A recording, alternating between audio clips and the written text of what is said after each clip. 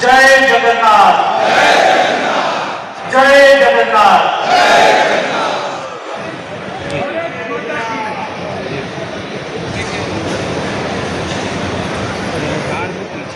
जगन्नाथ भगवान के सानिध्य में आयोजित भारतीय मजदूर संघ का 21वां अखिल भारतीय त्रिवार्षिक और त्रिदिवसीय अधिवेशन में आज हमारे बीच में उपस्थित भारतीय मजदूर संघ के अखिल भारतीय अध्यक्ष श्री हिरणमय भाई पंड्या जी, हमारे बीच में विशेष उपस्थित राष्ट्रीय स्वयंसेवक संघ के अखिल भारतीय कार्यकारिणी के सदस्य आदरणीय श्री बागैया जी, हमारे बीच में विशेष उपस्थित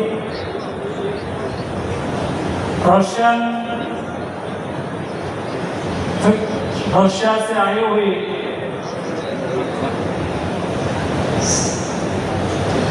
सर्गी चरबोगेव जी,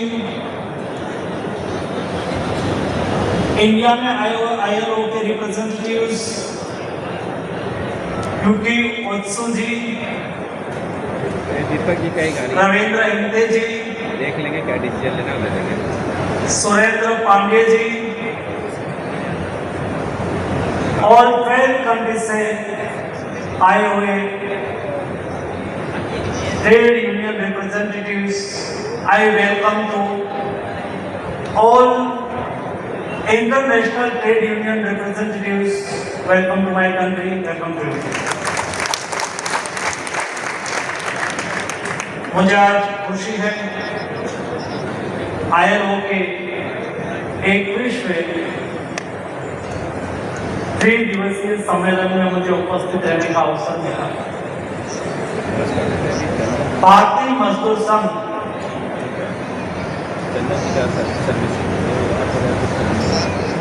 भारत का सबसे बड़ा संगठन तो है ही, लेकिन विश्व के सबसे बड़े संगठनों में एक है। भारतीय मजदूर संघ परिवार के मजदूर क्षेत्र में, श्रमिक क्षेत्र में काम करने के लिए निर्माण हुआ संगठन है। ये संगठन का लक्ष्य नेशन फर्स्ट के साथ, देश पहले के साथ, वर्कर्स वेलफेयर ऑलवेज है। हमें देश को ध्यान में रखते हुए हमारे देश के श्रमिक का कल्याण करना, देश के श्रमिक को न्याय दिलाना, देश के श्रमिक को सशक्त करके देश के उपार्जन में सहयोगी बनाना। दोस्तों, मैं भाग्यशाली हूं, मुझे श्रम शक्ति और युवा शक्ति जैसे भारत की दो महान शक्तियों के बीच में काम करने का अवसर मिला है। ये दोनों शक्ति देश के निर्माण में महत्वपूर्ण अपनी भूमिका अदा कर सकता है। ये दोनों शक्ति के सामर्थ्य से ही हमें विकसित भारत का लक्ष्य को अचीव करना है। राष्ट्रीय स्वयंसेवक संघ की स्थापना के आज तक और विविध परिवार क्षेत्र की एक समावेशी कार्य योजना के माध्यम से हमें विश्व को महान, भारत को महान तो बनाना है। सदियों से देश सामर्थ्यवान देश था, सदियों से देश शक्तिशाली देश था, लेकिन 2000 साल तक की हमारी स्वतंत्रता रही। कभी हमारे पर उन्होंने शासन करा, कभी हमारे पर शकों ने शासन करा, 2000 साल तक हमारे पर आक्रांताओं ने शासन करा, और एक स्वतंत्रता के सिलसिले में 240 साल तक हमारे ऊपर अंग्रेजों ने भी शासन करा। 2000 साल की स्वतंत्रता से हमारी शक्तियां थोड़ी सी क्षीण हुई।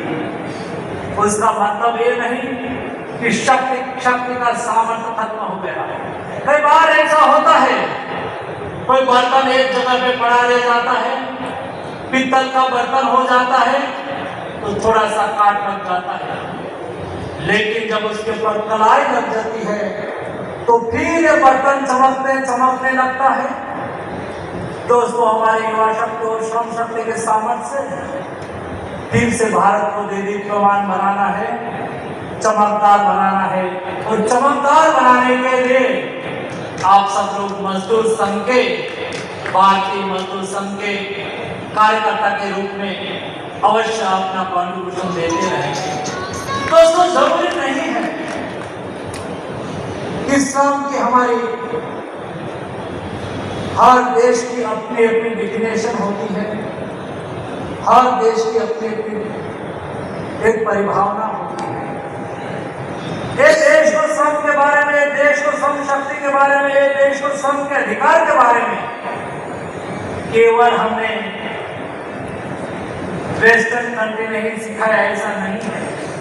ये देश सदियों से संतुलित विकास की परिभावना पर चलता है। ये देश में श्रमिक और पूंजी, श्रम और पूंजी, ये दोनों को एक दूसरे के कॉन्फ्लिक्ट के रूप में कभी नहीं देखा है, एक दूसरे के पूरक के रूप में देखा है। भारतीय मजदूर संघ की अवधारणा भी श्रमिक का कल्याण, श्रमिक का वेलफेयर की सिक्योरिटी, उसके साथ भारतीय मजदूर संघ ने कभी पूंजी का विरोध नहीं करा है, लेकिन उन दोनों के बीच में संतुलित विकास की परिभावना को प्राथमिकता दी है। दोस्तों, आप बहुत बड़ा काम कर रहे हैं। कोई भी देश के विकास में श्रमिक एक महत्वपूर्ण मायना रखता है। वैसे ही कारोबार, ट्रेडर्स, बिजनेसमैन, इंडस्ट्रियलिस्ट, वो भी अपनी भूमिका को अदा करता है, लेकिन इन दोनों के बीच में कॉन्फ्लिक्ट समाज में तनाव पैदा करता है। दोनों का समन्वय देश को आगे बढ़ाता है और श्रमिक के कल्याण को आगे ले जाता है। दोनों का समन्वय को कैसे आगे बढ़ाएं? दोस्तों, हमारी सरकार ने यही सुनिश्चित करते हुए देश में लेबर कोड को लागू करा है। समाज में कई भ्रम पैदा करने की कोशिश हो जा रही है। श्रम कानून, मैं भारतीय मजदूर संघ को अभिनंदन देना चाहता हूं, जिन्होंने श्रम कानून को स्वीकार करके जन जागरण का काम करा। जब श्रम कानून लागू करने जा रहे थे तब मेरे मन में चिंता थी कि हमारे श्रमिक के बीच में कई ऐसे ट्रेड यूनियन हैं जिसमें ट्रेड यूनियन का हित सर्वोपरि है। अपने अपने यूनियन को जिंदा रखने के लिए हमारे वर्कर्स को गुमराह करके अपनी दुकान चलाने की कोशिश करने वाले लोग बाहर आएंगे, लेकिन भारतीय मजदूर संघ ने लीडरशिप करी। उसके साथ 15 और संगठन, भारतीय मजदूर संघ के साथी संगठन जुड़े। सभी लोगों ने सारे देश में हमारे श्रमिक के बीच में जन जागरण करा, उसको समझाया कि श्रमिक कानून से हमारे देश के श्रमिक, युवा श्रमिक, जिसको अपॉइंटमेंट लेटर की गारंटी मिलती है। दोस्तों, कई बार कोई इंडस्ट्रीज में काम करते हुए श्रमिक का एक्सीडेंट हो जाता है, कई बार उसकी मृत्यु हो जाती है और एस्टैब्लिशमेंट हाथ खड़ा कर देते हैं कि हमारा श्रमिक है ही नहीं, हम उसको सोशल सिक्योरिटी का लाभ नहीं देंगे। जी नहीं, ये श्रम कानून देश के सभी श्रमिक को अपॉइंटमेंट लेटर, कोई भी जगह पे आप नौकरी करने के लिए जाए तो आपको अपॉइंटमेंट लेटर मिलेगा, वो एश्योर करेगा कि आप मान्यता प्राप्त श्रमिक हैं, आपका अधिकार को सुनिश्चित करना है। ये श्रम कानून हमारी महिलाएं और पुरुष दोनों के श्रमिक के बीच में भेदभाव को खत्म करता है। महिला समान काम के लिए समान वेतन, महिला हो या पुरुष हो, दोनों एक काम के लिए समान वेतन का अधिकार सरकार के द्वारा हमारे महिलाओं को समान वेतन की गारंटी देता है। ये ही श्रम कानून। आज दोस्तों, बीमारी कभी किसी को पूछ के नहीं आती। एक गरीब के यहाँ भी आती है, बीमारी अमीर के यहाँ भी आती है। सभी सारे दिन काम में व्यस्त रहते हैं, अपने जीवन निर्वाह के लिए कठिन मेहनत करते हैं। छोटी मोटी बीमारी होती है तो इग्नोर करते हैं, और कई बार कैंसर जैसे डिसीज जब थर्ड स्टेज में आ जाते हैं तब ही पता चलता है, तब वो अस्पताल जाते हैं और बाद में उसको बचाना दिक्कत हो जाती है, मुश्किल हो जाता है। ये श्रम कानून देश के हर श्रमिक को साल में एक बार हेल्थ चेकअप कराने की गारंटी देता है। सबका एक बार हेल्थ चेकअप होगा, और छोटी मोटी बीमारी हो तो उसका इलाज को कराने के लिए शो करेगा। दोस्तों, श्रम कानून, कई बार हम कोयला खदान में काम करते हैं, कई बार हम ऐसे हैजार्डस काम के साथ लगते हैं जिसमें बीमारी की संभावना बढ़ती है, और एसिड के कानून तो ऐसा कहता है कि मिनिमम 10 एम्प्लॉइज होंगे, उसको ही ESIC का लाभ मिलेगा। लेकिन ये श्रम कानून हैजार्डस एक्टिविटी के साथ जुड़े हुए सभी श्रमिक, एक हो या दो हो, 100% 1 रुपये से 1 करोड़ का खर्च हो तो भी हेल्थ सिक्योरिटी की गारंटी देता है। दोस्तों, श्रमिक कानून श्रमिक के हितों के लिए तैयार करा गया है। श्रमिक कानून को समर्थन करने वाले भारतीय मजदूर संघ का रवैया ही दिखता है कि देश के श्रमिकों के हित का प्राथमिकता देना अपना निजी स्वार्थ और निजी संगठन के लिए नहीं, लेकिन भारतीय मजदूर संघ एक समावेशी विचार के साथ जो श्रमिक के हित में है, देश के हित में है, उसके साथ सहयोग करना।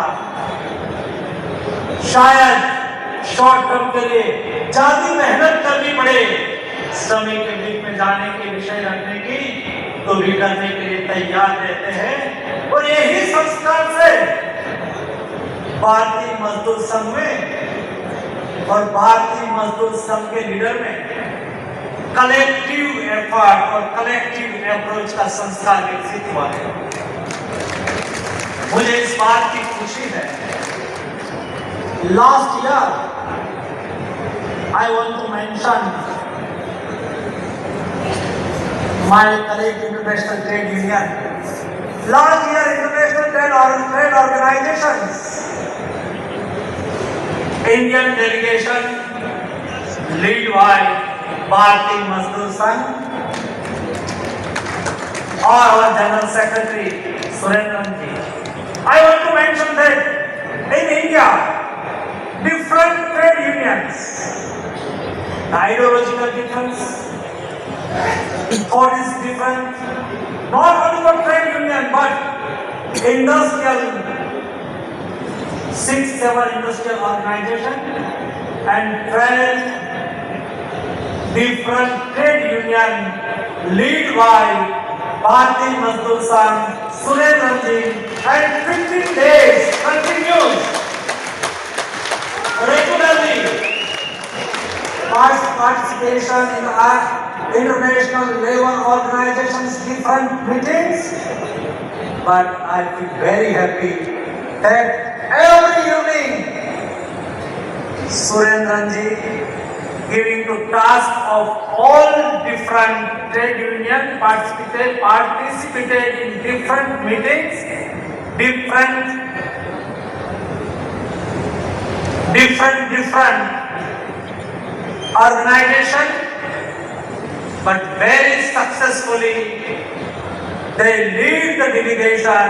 That approach is collective approach, organizational skill, and come to all together in international organization.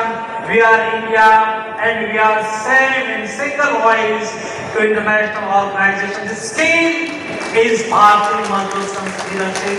I am very congratulate to Bharatiya Mazdoor Sangh and all कार्यकर्तास. दोस्तों, भारतीय मजदूर संघ ने जब मैंने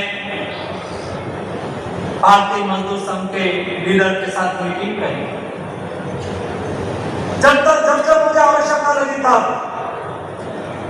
मैंने सभी ऑर्गेनाइजेशन से बात करने की कोशिश करी।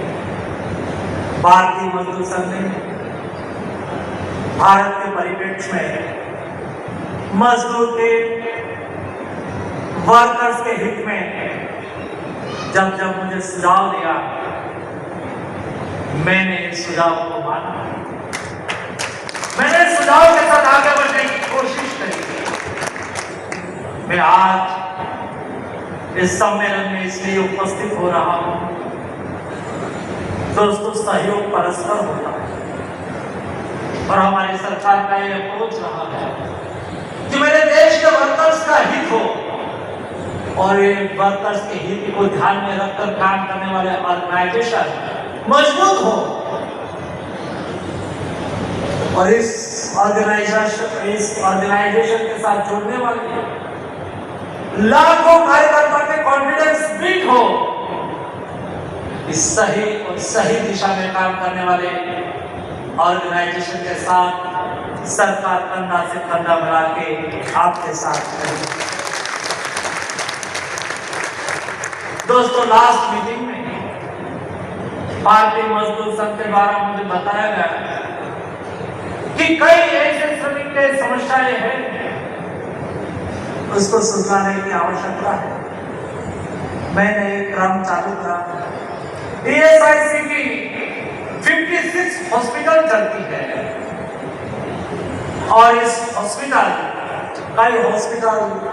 200 से अधिक बेड वाले हॉस्पिटल है।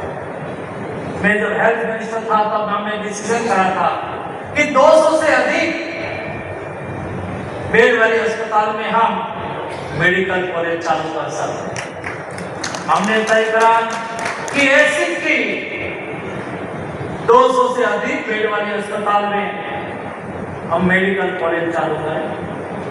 तब मजदूर संघ ने कहा कि ऐसी की अस्पताल में मेडिकल कॉलेज चालू हो, वो तो अच्छी बात है, लेकिन इस श्रमिक के स्वास्थ्य के लिए, श्रमिक के आर्थिक अनुदान से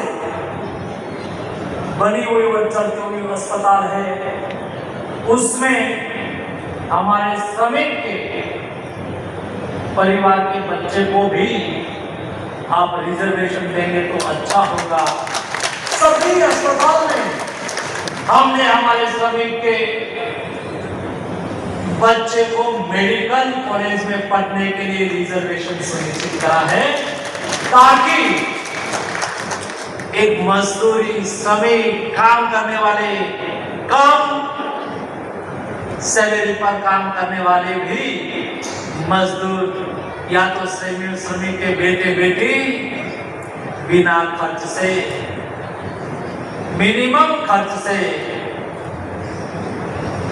ESIC की हॉस्पिटल में मेडिकल कॉलेज में एडमिशन लेके और डॉक्टर बनने का अधिकार उसको मिलेगा। भारतीय मजदूर संघ को अभिनंदन करता है। भारतीय मजदूर संघ ने मेरे सामने दोस्तों कई विषय रखे हैं। ESIC और EPFO में बेस सेलिंग बढ़ाने के लिए भी उसका सुझाव मुझे मिला है। मिनिमम वेज और वेज तय करने के लिए भी भारतीय मजदूर संघ ने और उसके साथी संगठनों ने साथ में मिलकर मेरे सामने विषय रखा है। EPS 95 में मिनिमम पेंशन की बढ़ोतरी के लिए भी मेरे सामने प्रस्ताव रखा है। दोस्तों, आने वाले दिनों में इस सभी विषयों पर हम निर्णय करके देश के श्रमिक के कल्याण के लिए मजदूर संघ की बात को मान्य रखें।